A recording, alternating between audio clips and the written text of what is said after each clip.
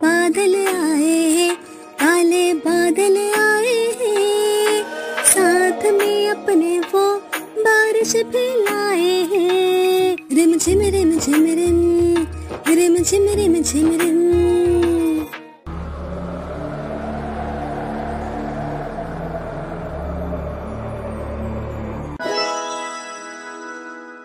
रामपुर नाम के एक छोटे से गांव में मोहन नामे एक बागबान रहा करता था, जो रोज सुबह उठ के पौधों और फूलों की रक्षा के साथ साथ उनको पानी भी देता। उसके घर में उसकी 2 बेटियां कोमल और रानी और पत्नी कस्तूरी रहा करते थे।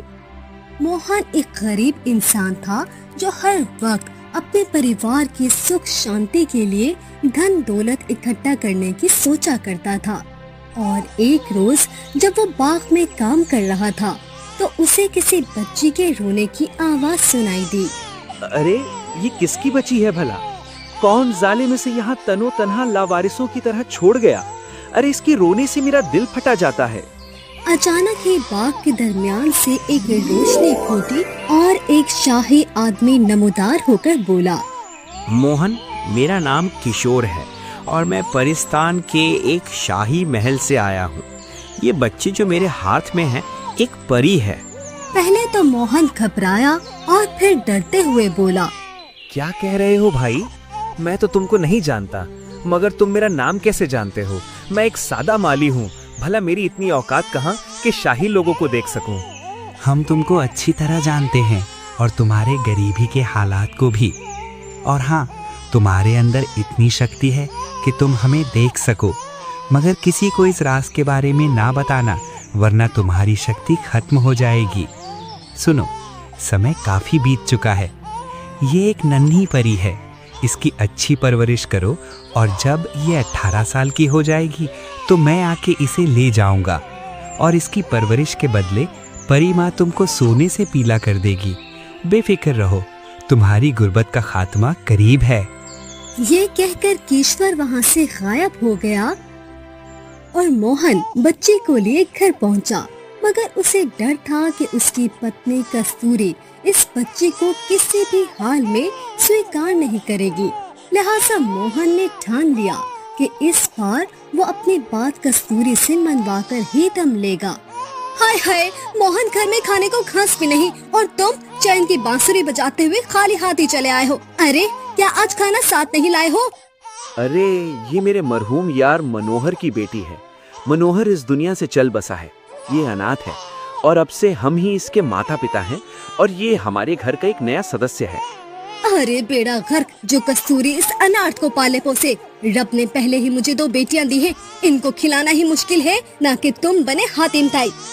मेरे परिवार में एक और सदस्य का इजाफा करने चले आए।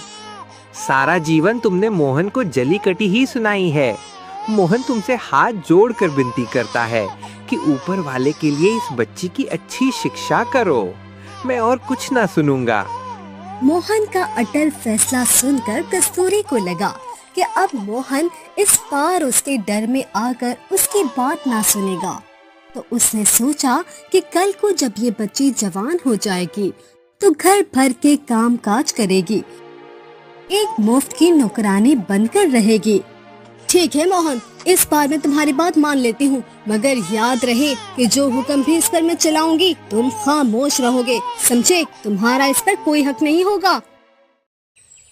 समय बीतता चला गया और जहाँ मोहन और कस्तूरी की बेटियां कोमल और रानी बड़ी हुई तो वहीं साथ साथ अंजलि भी बड़ी हो गई और अंजलि एक सुनहरे बालों वाले खूबसूरत कन्हैया का रूप धार गई।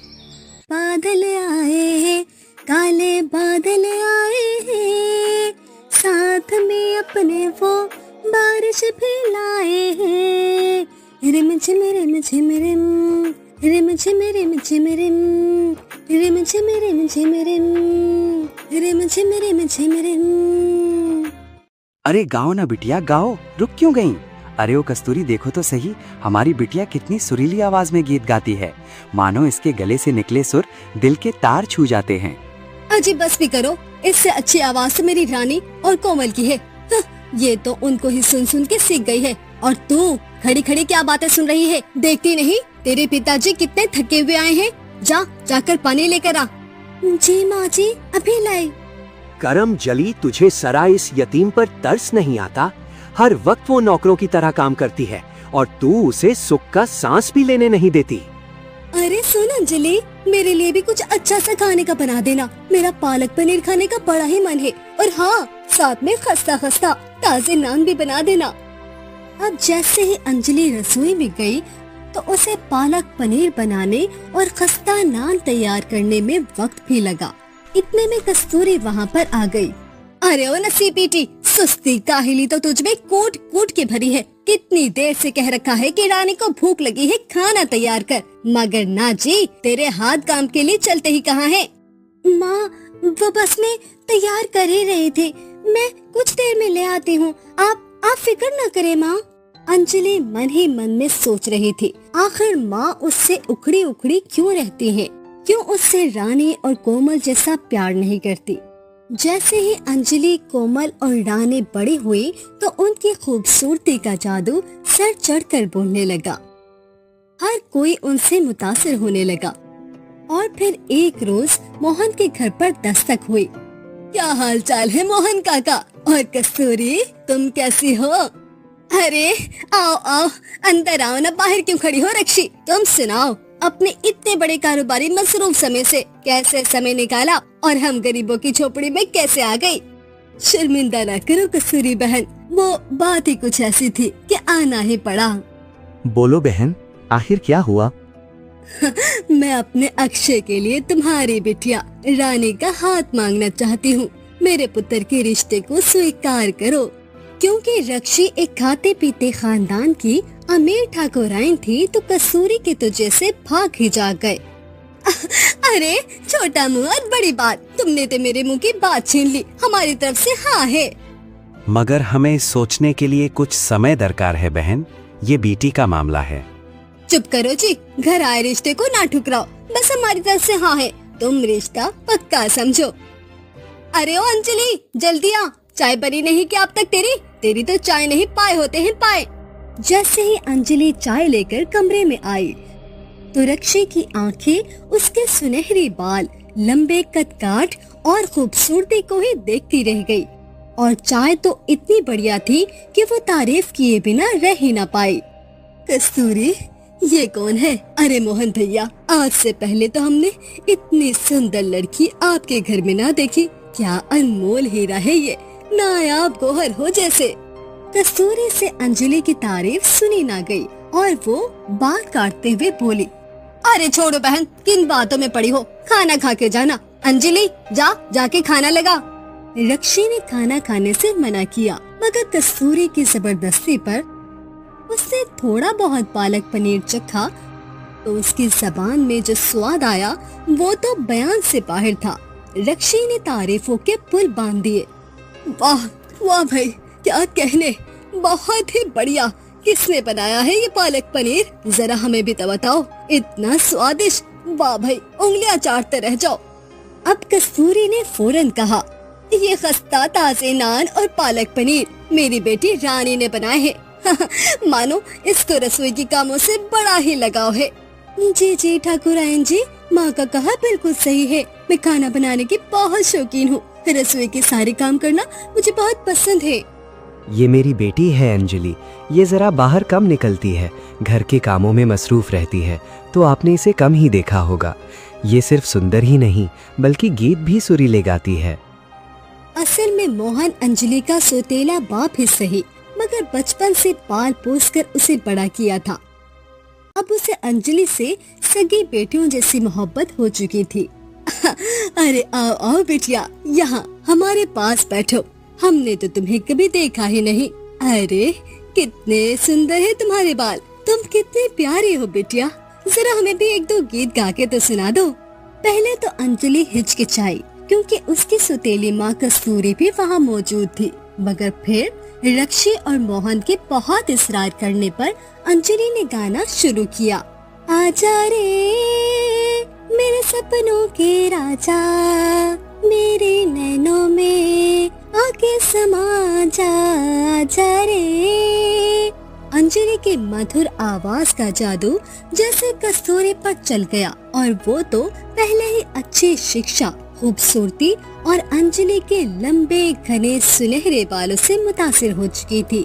कस्तूरी बहन, भाई मेरी तरफ से तो माजरत है। मैं अंजलि की खूबियों से मुतासिर होकर अब अंजलि को ही बहू बनाऊंगी और इसी से अपने बेटे अक्षय की शादी करूंगी। मैं अब चलती हूँ और जल्द ही रिश्ते के साथ लौटूंगी। मगर रक्षी, तू गलत समझ रही है। अरे ये कलमुही अंजलि इस लायक नहीं है कि तेरी हवेली की ठाकुराइन बने। कस्तूरी अपने दिल में भड़कती हुई आग का लावा उगलती रही, मगर अंजलि की आवाज सुनकर रक्षी बहुत मुतासिर हुई और अंजलि को बहुत मोहब्बत देकर वहाँ से चल पड़ी। और फिर कुछ दिनों के बाद, बेटे अक्षय, मैंने तेरे लिए लड़की पसंद कर ली है। उसका नाम अंजलि है।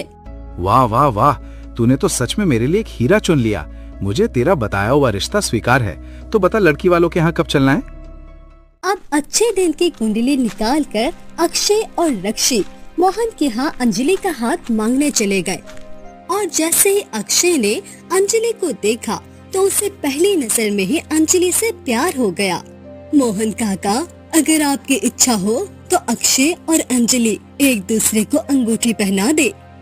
ये सुनते ही रानी और कोमल यानी कि अंजलि की सौतेली बहनें, जो कि ये सब कुछ सुन रही थी, हसद का शिकार होकर बाहर आ गई और बोली, अरे ठाकुराइन जी, अक्षय जैसे हीरे के लिए अंजलि का इंतखाब एक ज्यादती है। आपको अंजलि की असलियत का कुछ भी नहीं पता। जी जी ठाकुराइन जी, ये हमारी सगी बहन नहीं, न जाने कहां से ये हमारे पिताजी को मिली है और वो इसे घर लेकर आ गए। अगर आपको विश्वास नहीं तो आप खुद पिताजी से पूछ लें। मोहन काका, क्या रानी और कोमल सच कह रही हैं? मोहन अब लाचार था। उसे सच के सिवा कुछ भी बयान करना बेहतर न लगा। उसने रक्षी से कहा, हाँ, ये बात सही है कि अंजलि बटिया मेरी सगी औलाद नहीं, मुझे बाग से मिली थी। मुझे उस पर तरस आया और मैं इस बच्ची को घर ले आया। पिताजी, आपने मुझसे यह हकीकत क्यों छुपाई? मुझे सगे पिता जैसा प्यार दिया कि मुझे कभी महसूस ही ना हुआ कि मैं आपकी सौतेली औलाद हूँ। पिताजी, आपने मुझे क्यों ना बताया? आखिर आपने ऐसा क्यों किया पिताजी, क्यों? देख बहन रक्षी, तू एक ऊंचे और इज्जतदार खानदान की ठाकुराइन है, लिहाजा हमारा तो फर्ज तुझे सच बताना था। अरे ना जाने किसका खून है ये अंजलि, कुछ पता नहीं इसका। अब तेरी मर्जी है, हमने तो अपना फर्ज पूरा किया। हाँ, तौबा करो तौबा। कस्तूरी, मैं अंजलि जैसी लड़की को अपनी बहू बनाऊं जिसके खानदान का कुछ अता पता नहीं। मोहन काका, वो तो धन्यवाद हो रानी, कोमल और कस्तूरी का, जो मुझे इस गुनाह से बचा लिया, वरना मेरे खानदान की नस्ल का तो कुछ अता पता ही ना होता। हाँ भाई, तेरी मर्जी है कि अक्षय से अब मेरी बेटी रानी का विवाह कर या फिर ना कर। हरगिज नहीं माँ, हरगिज नहीं। मुझे पहली नजर में ही अंजलि पसंद आ गई थी और सच मानो तो उससे प्यार कर बैठा हूँ और शादी भी सिर्फ और सिर्फ अंजलि से ही करूँगा, वरना कवारा मर जाऊंगा। अरे जादूगरनी, तूने आखिर क्या जादू कर दिया है मेरे बेटे पर कि वो मेरी नहीं सुन रहा? कस्तूरी, चल, एक न सही तो मेरा दूसरा बेटा सही। मैं रानी का हाथ अपने छोटे बेटे करण के लिए मांगती हूँ। रानी ये सुनकर खुश हो गई और कस्तूरी भी। फिर अच्छा मुहूर्त देखकर जल्द ही करण और रानी की शादी हो गई। और इस शादी में अक्षय और अंजलि एक दूसरे को देखकर आंसू बहाते रहे, मानो अब अंजलि को भी अक्षय से प्यार हो गया था। और फिर चंद दिनों के बाद रानी के ससुराल में, बहू रानी, अब कई दिन हो गए हैं, जाओ रसोई में खीर बना लो ताकि अब से रसोई की सारी जिम्मेदारी तुम संभालो। आखिर घर की बहू जो ठहरी। देखो भाई, ये घर बार तुम्हारा है, स्याह करो या सफेद, तुमको ही खानदानी रस्म रिवाज को चलाना होगा। रानी चुपचाप सास की बात सुन रही थी, मगर मन ही मन में वो जल भुनकर खाक हो रही थी। और फिर उसने सारी बात कस्तूरी को बताई। कस्तूरी ने अपनी बेटी को एक गलत मशवरा दिया। रानी, मेरी बच्ची तो समझदार है कि शादी के चंद रोज में ही तूने करण को अपनी मुट्ठी में कर लिया है। अरे तू करण से कहकर सास को साफ मना करवा दे कि तू रसोई में काम नहीं करेगी। और तू कोई नौकरानी थोड़ी ना है, तू तो ठाकुर खानदान की बहू है बहू, वरना कोई नौकरानी काम के लिए रख ले या फिर खुद ही रक्षी काम करे। याद रख, अगर आज तूने एक बार पे चम्मच उठा लिया ना तो जिंदगी भर चूल्हे हांडी ही तेरे मुकद्दर बनेंगे। फिर जब करण घर आया तो रानी ने रोती हुई सूरत बनाकर करण से कहा, सुनो जी, अपनी माँ से कहो कि मैं बहू बनकर इस घर में आई हूँ, ना कि नौकरानी। उनसे कहो कि कोई काम वाले रख लें। मुझसे घर गृहस्थी के काम नहीं होते, ना ही कभी किए। भला देखो तो मेरे हाथों की मेहंदी भी ना उतरी और ये कुछ हो गया मेरे साथ। माँ सुनेगी तो कितना नाराज होगी जी। करण पर तो जैसे नई नवेली पत्नी का जादू चल चुका था और वो जोरू का गुलाम बन गया था। तुम फिक्र ना करो, मेरी फूलन देवी जैसा तुम्हारा हुक्म है वैसे ही होगा। इस हवेली में भला किसी की क्या मजाल कि मेरी पत्नी पर हुक्म चलाए। मैं अभी जाकर माँ से बात करता हूँ। रानी मन ही मन में सोचने लगी, अब आएगा ना मजा। बुढ़िया कहेगी मुझे अंजलि समझा है क्या, मैं रात दिन काम काज करूँ। फिर रोती हुई सूरत बनाकर करण से कहा, ये अच्छा है जी, मुझे बेटी कहकर ब्याह आ गया और ससुराल लाके काम वाली बना दिया। करण गुस्से और बुलंद आवाज में बोला, माँ माँ कहाँ हो माँ, आज इस घर में हद हो गई, हद। बोल पुत्र, क्या हुआ, इतने गुस्से में क्यों है तू? अरे तेरी तबीयत तो ठीक है ना, इतना वावेला किस बात का है? माँ, ये सब मैं क्या सुन रहा हूँ? मेरी पत्नी रसोई में हरगिज नहीं जाएगी। या तो कोई काम वाली रख या फिर तू खुद काम कर, मगर रानी रसोई में हरगिज काम नहीं करेगी। अरे मैंने तो तेरी पत्नी से बड़े प्यार से बात की थी, ना जाने उसने तेरे कान में क्या रस खोला कि तो इतना गुस्सा हो गया। कितनी चालाक निकली ये बहू रानी, काम तो हर बहू ही करती है, ये क्या निराली है। अरे शर्म कर शर्म। करण चंद ही महीनों में तो चोरू का गुलाम बन गया, माँ से काम का कहता है। अरे तेरे पिताजी होते तो तेरी खबरगिरी करते। मैंने तो अपनी सास से कभी ऐसे बात न की, न जाने क्यों मुझे ये दिन देखना पड़ा। ये मेरा आखिरी फैसला है, वरना अगर इस हवेली में मेरी नाजुक पत्नी पर जुल्म हुआ तो मुझे पिताजी की जायदाद से हिस्सा दे दे। मैं हवेली को छोड़ दूंगा और कभी वापस ना लौटूंगा। मेरी शक्ल देखने को तरसना। माँ तो फिर माँ थी, डर गई और रोने लगी। बेटे अक्षय, मुझे माफ कर दे और चल मोहन जी के पास चलकर मैं अंजलि का हाथ मांगू तेरे लिए। तेरे और अंजलि के रिश्ते पर मुझे कोई एतराज नहीं, मुझे ये शादी स्वीकार है। मगर एक बहू से चोट खाने के बाद उसे एहसास हो गया था कि ये सब कुछ अंजलि से की गई ज्यादती का कारण है। सच में हम शाम में ही चलते हैं। माँ, तूने मेरी इच्छा पूरी करके मुझे खुशी दी है माँ, मैं तेरा शुक्रगुजार हूँ। फिर शाम को रक्षी और अक्षय दोनों अंजलि के घर गए और अंजलि से रक्षी ने माफी मांगी और उसे प्यार करते हुए गले लगाया। अरे नहीं नहीं ठाकुरायन जी, आप तो मेरी माँ की जगह है, मुझे माफी मांगकर शर्मिंदा ना करे, वरना ऊपर वाला मुझे माफ न करेगा। मोहन जी, क्या आपको अक्षय और अंजलि की शादी मंजूर है? अरे मेरे कोमल भी तो है, तू अक्षय को फिर ऐसी लड़की से थमा रही है जिसके माता पिता का कुछ अता पता नहीं। कस्तूरी बहन, मुझे ये रिश्ता स्वीकार है। लो अब मुंह मीठा करो और खुशियाँ मनाओ। अब जल्द ही अक्षय और अंजलि की शादी हो गई और दोनों खुशी से रहने लगे। रक्षी अपनी नई बहू अंजलि से खुश थी, क्योंकि अंजलि सच में संस्कारी लड़की थी जिसने सारे घर पर को संभाल लिया था। तो कस्तूरी ने भी हवेली की सारी चाबियां अंजलि को थमा दी। रानी ने जब ये देखा तो उसे बिल्कुल बर्दाश्त ना हुआ। उसने फौरन अपनी माँ कस्तूरी को फोन लगाया। माँ, उस बुढ़िया ने सारे हवेली की चाबियां अंजलि को सौंप दी और तो और उसे अपनी जगह नई ठाकुराइन बना दिया। अरे माँ, अंजलि मुझ पे भी अब राजनीति करेगी क्या? माँ, कुछ ऐसा करो कि हमें उस अंजलि से मुक्ति मिल जाए। अब कस्तूरी और कोमल ने मिलकर प्लान बनाया कि कैसे अंजलि को रास्ते से हटाना है।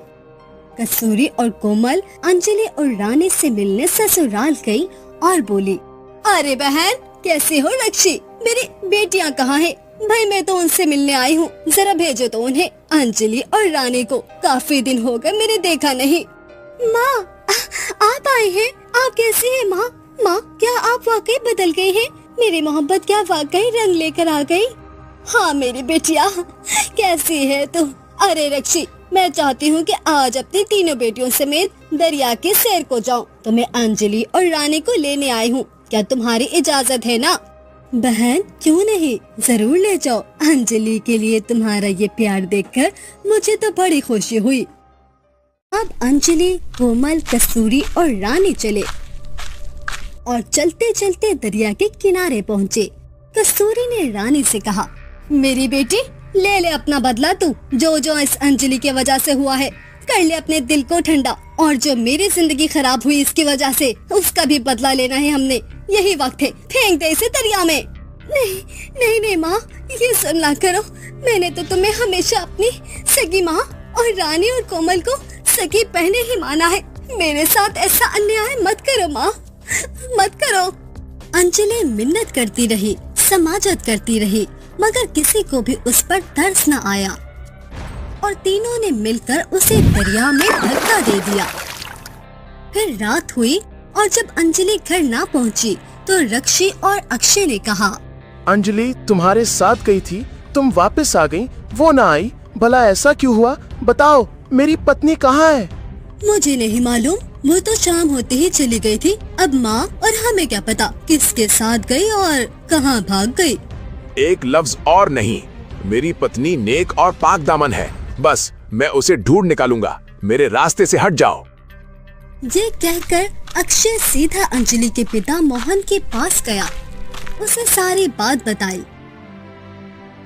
अब मोहन और अक्षय दिन रात अंजलि को ढूंढते रहे, मगर अंजलि का नामो निशान ना मिला। अक्षय बहुत रोया। तो दूसरी तरफ कस्तूरी से मोहन ने पूछताछ शुरू की। बोल रे करमजली, मेरी बेटी अंजलि के साथ क्या किया? अरे वो गरीब तो इस घर में नौकरों से बदतर जिंदगी गुजरती थी, रोखी सूखी खाकर सबर शुका करने वाली थी, मगर तुझसे वो बचपन से ही बर्दाश्त ना हुई। बोल, उसके साथ क्या किया, बता। अरे शुभ शुभ बोलो मोहन, तुम्हारा बेड़ा करके मुझ पर इल्जाम तराशी करो। हाँ मानती हूँ वो मेरी सगी बेटी ना थी, मगर इसका मतलब ये तो नहीं कि मैं उसे नुकसान पहुँचाऊँ। अंजलि तो शाम को ही घर के लिए वापस निकल गई थी। जी पिताजी, वो तो घबराई हुई सी थी और शायद किसी को वक्त दे रखा था। वो हमारे साथ दरिया पर गई तो थी, मगर वो शाम को फौरन घर का कहकर चली गई थी। अब मोहन घर से फिर निकला और एक तालाब पर जा पहुंचा। खुद से बातें करते हुए उसने कहा, कभी भी और किसी भी रोज वो शाही वजीर केशोर मुझसे अंजलि को लेने आता होगा, उसे मैं क्या जवाब दूंगा? इस साल तो अंजलि 18 साल की भी हो गई थी। अभी वो ये कह ही रहा था कि एक जिन तालाब से नमोदार हुआ, जिसकी चमक से मोहन डरा। रोमित, तुम एक ईमानदार इंसान हो और हम सारे परिस्तान वाले जानते हैं कि तुमने अंजलि को प्यार दिया, उसकी अच्छी तरबियत की और तुम परी माँ की उम्मीदों पर पूरे उतरे हो। और वो जादूगर जो परी अंजलि के खून का प्यासा था, वो मर चुका है। बेफिक्र रहो, अंजलि जिंदा है। उसे दरिया में तुम्हारी पत्नी और बेटियों ने फेंका था, मगर परियों ने उसकी रक्षा की। फिर जिन ने मंत्र पढ़ा, अंतर मंतर जंतर छू, अंजलि को दरिया से निकाल ले तू। अरे मेरी बेटी अंजलि जिंदा हो गई, आ मेरी बच्ची, मेरे गले लग जा। पिताजी, ये सब क्या है? मैं जिंदा कैसे हुई और मैं इतने रोज से कहाँ थी? अब मोहन ने बचपन से लेकर आज तक की सारी कहानी अंजलि को सुना दी। अंजलि अक्षय से जाकर मिली और अब अक्षय, कोमल, रानी और कस्तूरी को भी ये पता चल चुका था कि अंजलि एक परी है। कुछ रोज के बाद ईश्वर आ गया, जिसे देखकर अक्षय और मोहन की पत्नी और बेटियां डर गई। कैसे हो मोहन? आज 18 साल बाद तुम्हें देखकर बहुत खुशी हुई। लाओ अंजलि को हमारे हवाले कर दो, हमारी अमानत हमें लौटा दो। सुना है कुछ लोगों ने अंजलि पर जुल्म किया, उसे मारने की कोशिश की, तो वो सब मेरे साथ इस कालीन पर आ जाएंगे ताकि सजा पाने के लिए महल जा सकें और तुम नेकी का अज्र पाने के लिए। हाँ, चलो परी माँ के पास। कस्तूरी फौरन डर के बोली, नहीं, हमें माफ कर दो। अरे अंजलि, हमें माफ कर दो, हम दोबारा ऐसा नहीं करेंगे। रानी और कोमल भी खूब रो रो के विनती करती रही। कोई एक लफ्ज बोला तो सबको पत्थर का बना दूंगा। चलो अब चुपचाप इस कालीन पर सवार हो जाओ। अब सब जादुई कालीन पर आसमानों की सैर करते हुए परिस्तान पहुँचे तो कस्तूरी ने वहाँ पर सोने के बने खूबसूरत से महल को देखकर कहा, अरे वाह रे वाह, हम ये कहाँ आ गए। हर तरफ सोने की दीवारें, असली महल के कालीन, सोने के तारों के पर्दे, पर्दों में हीरे मोती। वाह क्या महल है रे। मुझे अब जमीन पर हरगिज वापस नहीं जाना। हाँ माँ, मैं भी तुम्हारे साथ यही महल में रहूंगी। बस कह दिया मुझे, करण की उस 100 टके की हवेली में वापस जाने का हरगिज भी शौक नहीं। मैं तो यही रहूंगी। वाह क्या महल है, बिल्कुल कहानी किस्सा वाला। माँ, परी माँ से विनती करो ना कि हम यहीं रह सके हमेशा हमेशा के लिए। फिर परी माँ के कारिंदे इन सब को परी माँ के पास ले गए। परी माँ तख्त पर बैठी इंतजार कर रही थी। उसने जब अपनी बेटी अंजलि को देखा तो रोते हुए बोली, अंजलि मेरी बेटी, मेरी जान, मेरी जिंदगी, तेरे बगैर ये 18 साल माँ ने कैसे गुजारे, इस माँ से पूछ। परी माँ ने रोते हुए अंजलि को गले लगा दिया और अंजलि भी रोते हुए कहने लगी, माँ जब से मुझे तेरा मालूम हुआ मैं तुझसे मिलने को बेचैन थी। माँ, मेरी माँ, मेरी जिंदगी, मुझे तेरे साए की ठंडी छांव नसीब हुई। माँ, मेरी शादी हो गई है और ये तेरा दामाद अक्षय है। अक्षय ने मुझे बहुत इज्जत दी, प्यार दिया, मेरी साथ पर भरोसा किया। आपसे मिलकर खुशी हुई दामाद जी। आप मेरे महल के शहजादे हैं। और मोहन जी, आपका बहुत बहुत धन्यवाद कि आपने मेरी अमानत को प्यार दिया, अच्छी शिक्षा दी, इसे संभाला। हम आपके मशकूर हैं। आपको खजानों से नवाजा जाएगा और आप पर खजानों के मुंह खोल दिए जाएंगे। मुझे कुछ नहीं चाहिए, मेरी बेटी जिंदा है यही काफी है। भला हो परियों का जिन्होंने मेरी अंजलि की रक्षा की, उसको शयातीन के शर से महफूज किया। लालच पूरी बला है, असल जिंदगी तो इंसानियत की कदर करना है। मुझे अंजलि बटिया से बेपनाह प्यार है। मोहन की ये बात जैसे परी माँ के दिल पर जा लगी और उसे मोहन सच में एक लालच से पाक शख्स लगा। फिर परी माँ कस्तूरी की तरफ मुड़ी और कहा, और तुम तीनों ने हमेशा मेरी बेटी को तकलीफ दी, उसे कमतर समझा। तुम तीनों को काल कोठरी में कैद कर लिया जाएगा और ऐसी सजा दूंगी कि तुम्हारी नस्लें याद करेंगी। कस्तूरी, कोमल और रानी घबराकर अंजलि से माफी मांगने लगी। नहीं नहीं, हमें माफ कर दो अंजलि, हमें माफ कर दो। हमने बहुत बुरा किया तुम्हारे साथ, पर हमें ऐसी सजा ना दो। हम जानते हैं कि बचपन से लेकर आज तक तुम्हारा हक मारा है, मगर क्या करते, शैतान के बहकावे में आ चुके थे हम। अब कोई फायदा नहीं माफी का। ये माफी कैद होने के डर से है, ना के एहसास निदामत से। मेरी बेटे की 18 साल जिंदगी नर्क बना दी तुम लोगों ने। तुम तीनों को तो मैं नहीं छोड़ने वाली, और अगर ज्यादा बकबक की तो जादू से बंदरियां बना दूंगी तुम तीनों को। परी माँ, ऐसा ना करे, मेरी आपसे विनती है। मैंने रानी और कोमल को हमेशा अपनी बहन माना और कस्तूरी माँ को अपनी माँ। मेरे लिए इनको रिहा कर दो। परी माँ, रिहा कर दो इन्हें। कुछ भी सही, सर छुपाने को जगह ना चाहते हुए भी मुझे कस्तूरी माँ ने दे दी थी। ठीक है, अपनी बेटी के कहने पर मैं तुम तीनों को माफ करती हूँ और वापस जमीन पे भेजती हूँ। मगर मोहन जी मेरे खास आदमी हैं, जो सोने के कमरे में मेरे महल में ऐश की जिंदगी गुजारेंगे, और मेरी बेटी और दामाद भी हमेशा यही रहेंगे। और तुम तीनों जमीन पर जाओ और हमेशा गरीबी की जिंदगी गुजारो। फिर परी माँ ने उन तीनों को जमीन पर भेज दिया, जहाँ वो अपनी गरीबी की जिंदगी गुजारने लगे। और अब अक्षय, मोहन और अंजलि सुख चैन और ऐशो इशरत की जिंदगी परिस्तान में गुजारने लगे और सुकून से रहने लगे। कुछ अरसे बाद परी माँ लीला ने अंजलि की मर्जी से मोहन जी को रिश्ता भेजा। और अंजलि और अक्षय ने मिलकर मोहन की दूसरी शादी परिमा से करवा दी। अब मोहन महल का राजकुमार बन गया और परिमा लीला जैसी एक अच्छी पत्नी के साथ रहने लगा।